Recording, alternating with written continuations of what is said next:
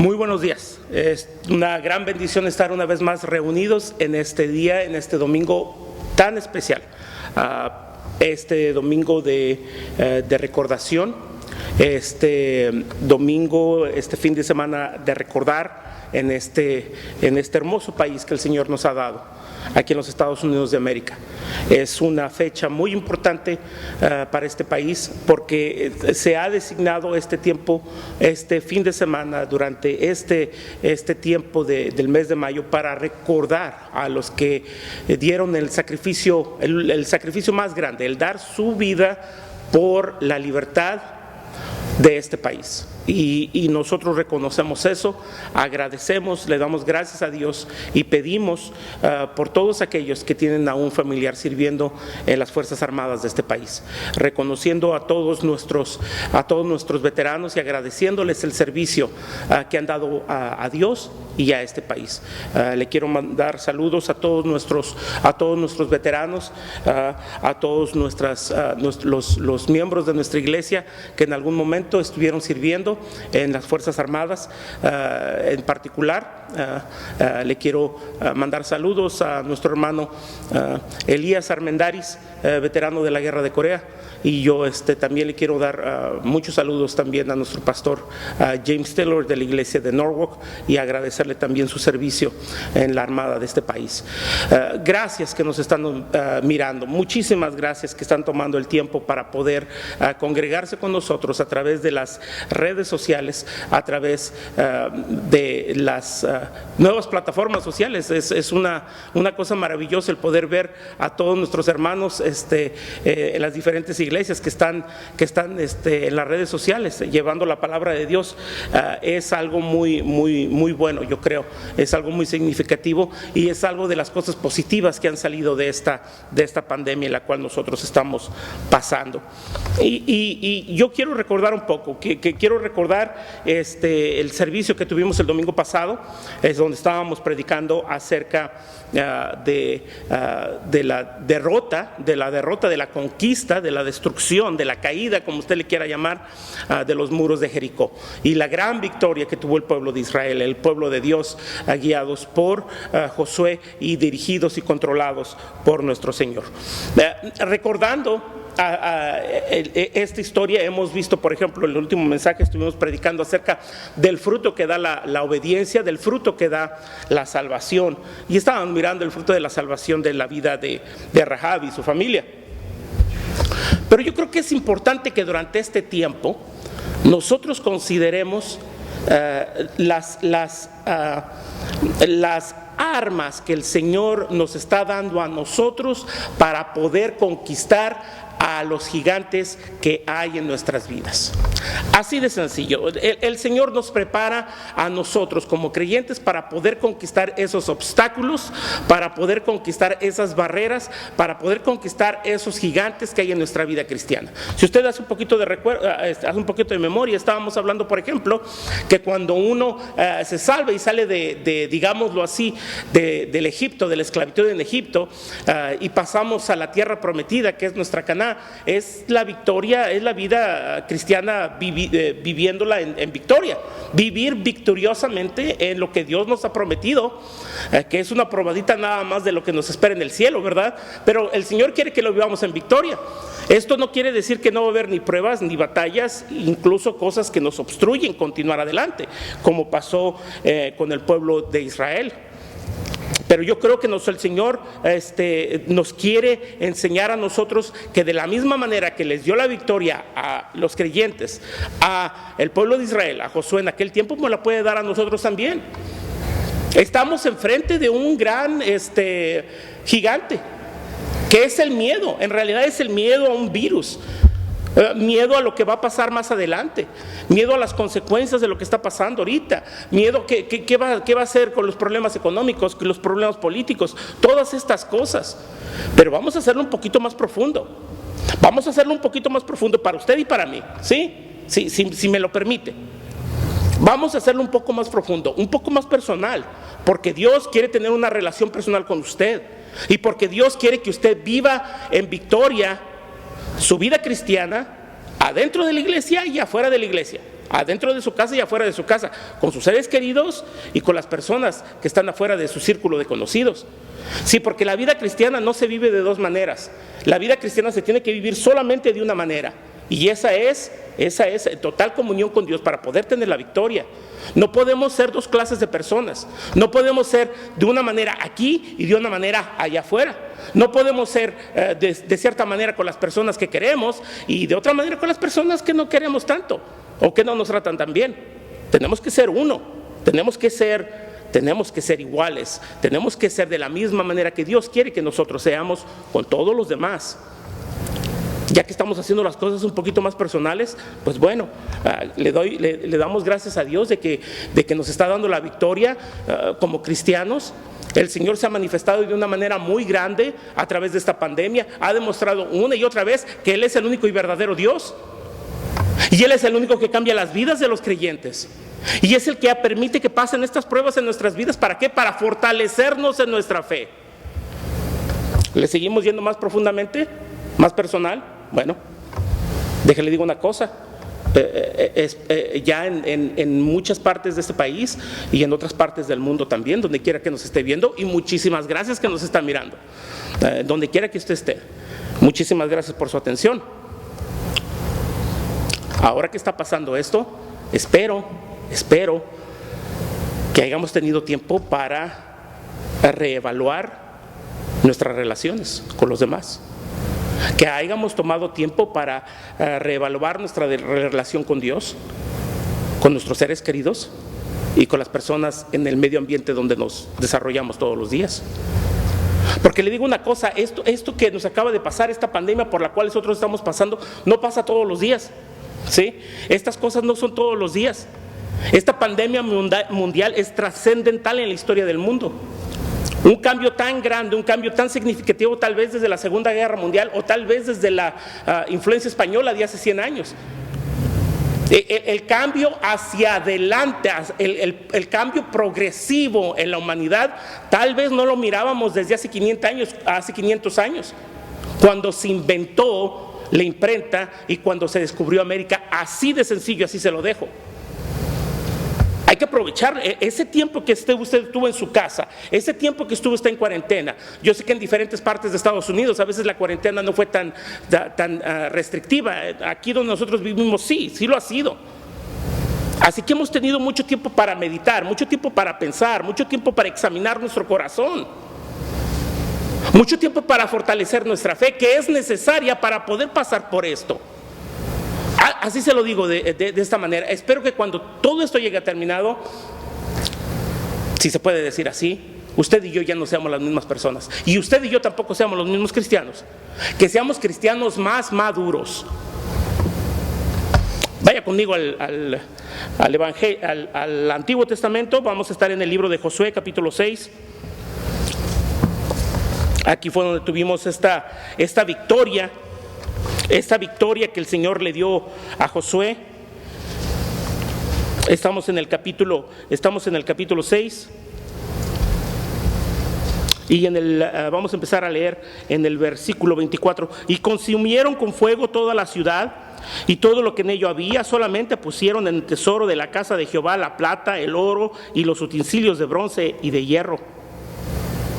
Mas Josué salvó la vida de Rahab y la ramera y la casa de su padre y a todo lo que ella tenía, y habitó en ella, y ella habitó entre los israelitas hasta el día de hoy, o sea, cuando se escribió este libro, por cuanto escondió a los mensajeros que Josué había enviado a reconocer Jericó. Ellos habían sido capaces, al obedecer las instrucciones que el Señor les había dado al pie de la letra, para poder conquistar esa gran fortaleza de Jericó. Ellos fueron capaces de vencer el miedo natural que se tiene cuando uno se enfrenta a un enemigo más grande, a un enemigo más poderoso, a algo que es mucho más fuerte que uno. ¿Cómo aprendió Josué esto? Fue algo que se le ocurrió en aquel instante, fue algo que simplemente llegó así. No, la vida cristiana, y déjele digo esto, mi hermano y mi hermana, nuestra fe se va enriqueciendo y fortaleciendo a través de las tribulaciones y a través de las pruebas. Josué se acordó cuando era joven, muchos años antes, en el tiempo en el que en el cual vivía Moisés, y en el tiempo en el cual él y Caleb fueron como espías a explorar la tierra de Canaán. Y fue cuando miraron todas las maravillas y todas las grandezas, todas las bellezas que había ahí en la tierra prometida. Y Caleb se acuerda de esto, y Caleb se acuerda de las cosas que habían visto allí. Caleb y Josué, esos dos espías, esos dos hombres que fueron y exploraron la tierra con los otros 10, fueron 12 que fueron mandados por Moisés. Recordemos un poquito esa historia porque es importante el entender esto. Estamos en Números capítulo 13 y versículo 30. Entonces Caleb hizo callar al pueblo delante de Moisés y dijo: subamos luego y tomemos posesión de ella, porque más podremos nosotros que ellos. Más podremos nosotros que ellos. De la misma manera piensa Josué. Ellos miraron la situación de una manera distinta. Sí, ellos miraron los gigantes que había en la tierra. Sí, ellos miraron los hombres de guerra que estaban en la tierra. Sí, ellos miraron las naciones, los pueblos más fuertes que ellos militarmente hablando. Pero ellos no se enfocaron en qué tan grande era el gigante. Ellos no se enfocaron en qué tan grande era el problema. Porque no importa qué tan grande es el problema, mi hermano, mi hermana. Lo que importa es el tamaño del Dios al que usted y yo servimos. Y el tamaño del Dios al que usted y yo servimos es mucho más grande que todo. Así de sencillo. Pero, mire lo que dice Caleb. Dice: nosotros podemos con ellos.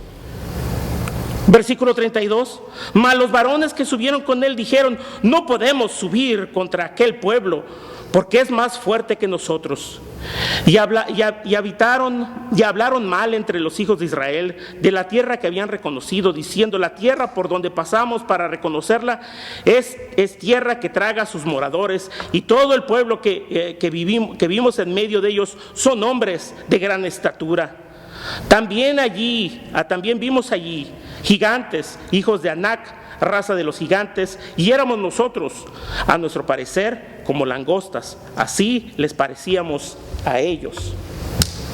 Entonces no pasan, entonces se quedan allí, entonces no llegan a la tierra prometida. Nosotros, usted y yo sabemos lo que pasa con ellos. 40 años en el desierto. 40 años en el desierto. Mi hermano, mi hermana, es tiempo de que pasemos a continuar en nuestra vida cristiana.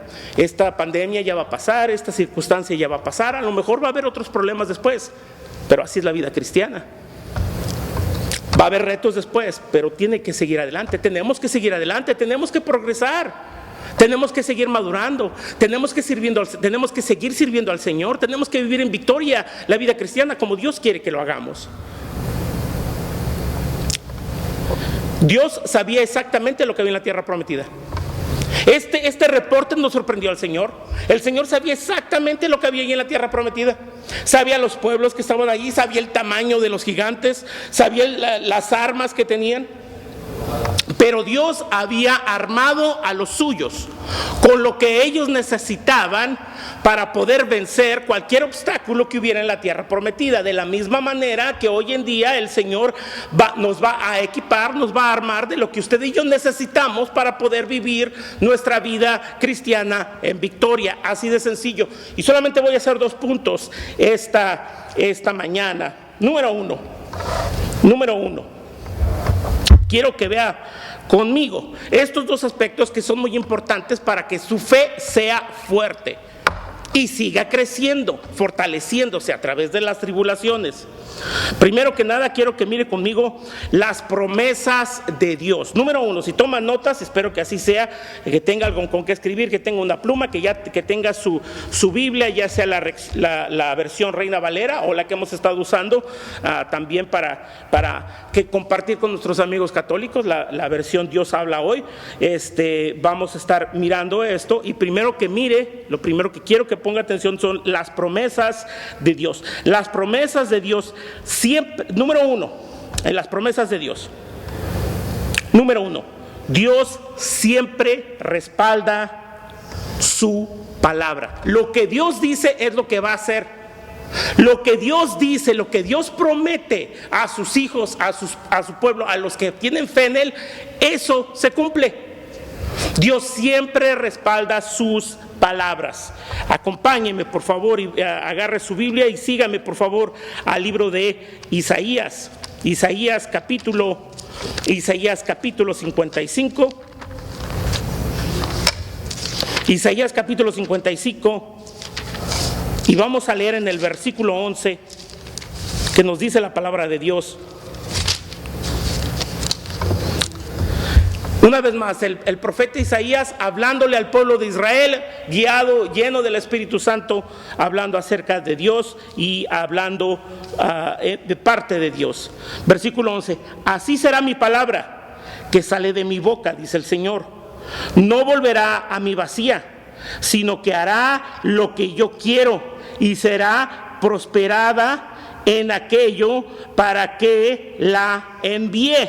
Entonces, si el Señor nos ha dado la promesa de vida eterna, el Señor nos va a dar vida eterna. Entonces, si el Señor nos ha dicho a nosotros que nuestros pecados son perdonados en el momento en que nosotros creemos en Jesucristo, nuestros pecados son perdonados. Entonces, si el Señor nos promete a nosotros una vida abundante, llena de bendiciones, el Señor lo va a hacer. Si el Señor nos promete a nosotros que no importa lo que pase, no importa lo que venga, ya sea del cielo, de la tierra o debajo de la tierra, no nos puede separar del amor de Dios. Entonces, si Dios nos promete todas estas cosas en su palabra, así va a ser.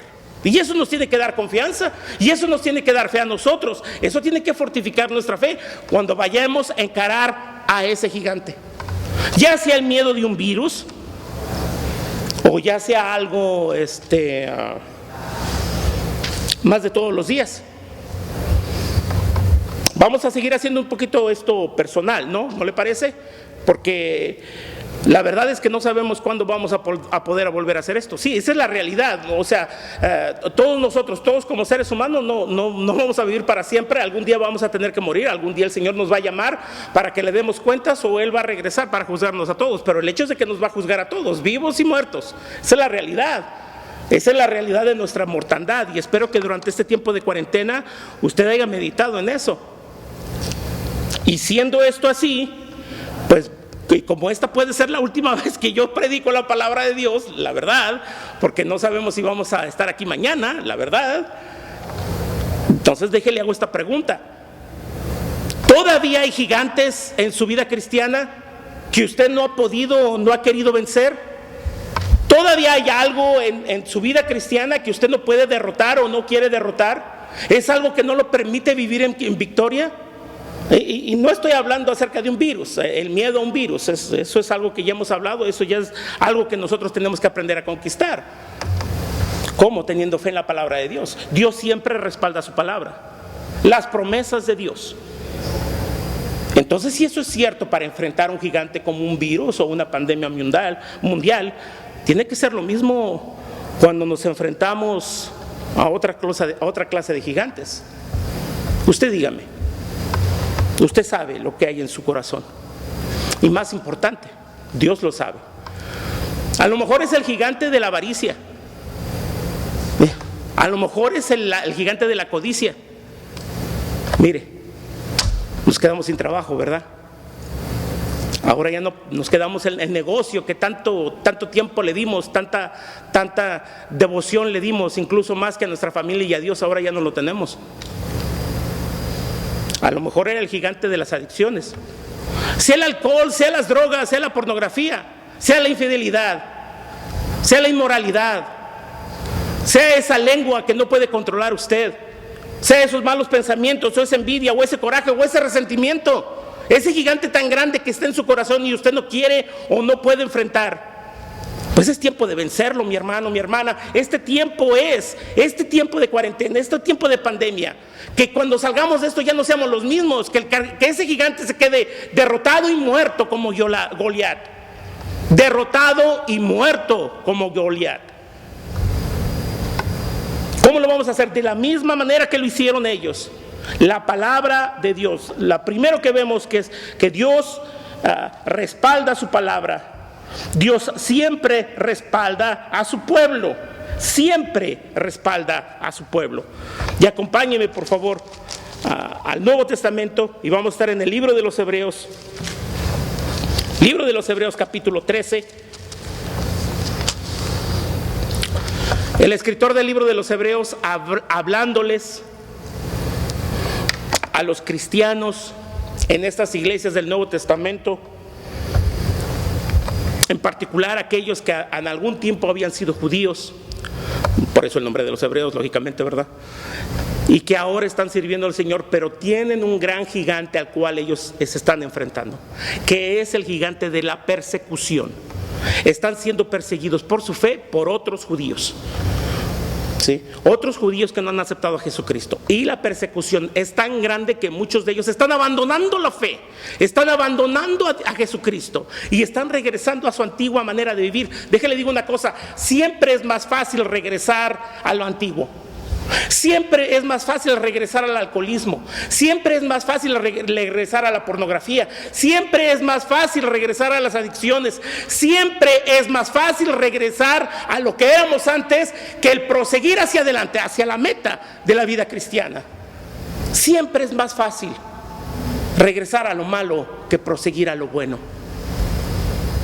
El escritor del libro de los Hebreos, inspirado por el poder del Espíritu Santo, les escribe y les recuerda a ellos que no están solos, que Dios conoce ese gigante, que Dios conoce lo que está pasando, que Dios conoce su miedo, sus problemas, su situación, y que no están solos.